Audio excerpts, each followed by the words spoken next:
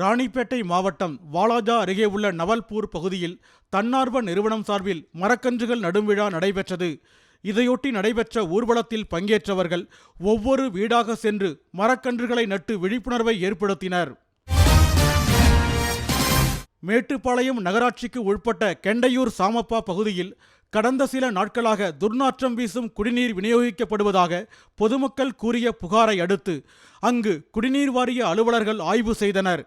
குடிநீர் குழாய் இணைப்பு அருகே முடி, கொழுப்பு மற்றும் எலும்பு துண்டுகள் குவிந்திருப்பது கண்டறியப்பட்டது. அவற்றை அகற்றிவிட்டு குடிநீர் குழாயை சீரமைக்கும் பணியில் நகராட்சி பணியாளர்கள் ஈடுபட்டுள்ளனர். சங்கராபுரம் அருகே உள்ள புத்திராம்பட்டு பகுதியில் வசித்து வரும் மீரா என்பவரின் வீட்டின் பின்பக்க கதவை உடைத்து 10 பவுன் தங்க நகைகளை மர்ம நபர்கள் கொள்ளையடித்து சென்றுள்ளனர். வளைகாப்பு நிகழ்ச்சியில் பங்கேற்பதற்காக உறவினர் வீட்டுக்கு மீரா சென்றிருந்த நிலையில் மர்ம நபர்கள் தங்களது கைவரிசையை காட்டியுள்ளனர். தென்காசி மாவட்டம் இலஞ்சியில் உள்ள பழமை வாய்ந்த திருவிலஞ்சி குமாரர் கோவில் வளாகத்தில் பசுக்களுக்காக வைக்கோல் வைக்கப்பட்டிருக்கும் கூடாரத்தில் தீ விபத்து ஏற்பட்டது.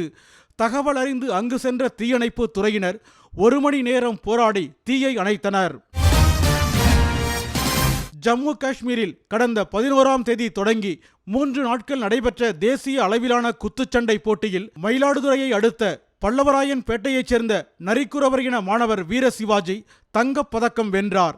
இந்நிலையில் சொந்த ஊர் திரும்பிய வீர சிவாஜியை வெடி வெடித்தும் இனிப்பு வழங்கியும் கிராம மக்கள் உற்சாகமாக வரவேற்றனர்.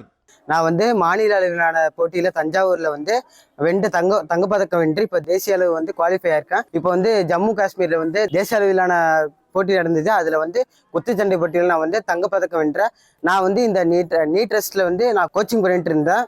எனக்கு இந்த நீட் டெஸ்ட் எங்க சார் என்ஜிஓ சாருக்கும் எங்க உடற்கல்வி ஆசிரியர் ஆசி தம்பி சாருக்கும் என்னுடைய நன்றியை தெரிவித்துக் கொள்கிறேன்.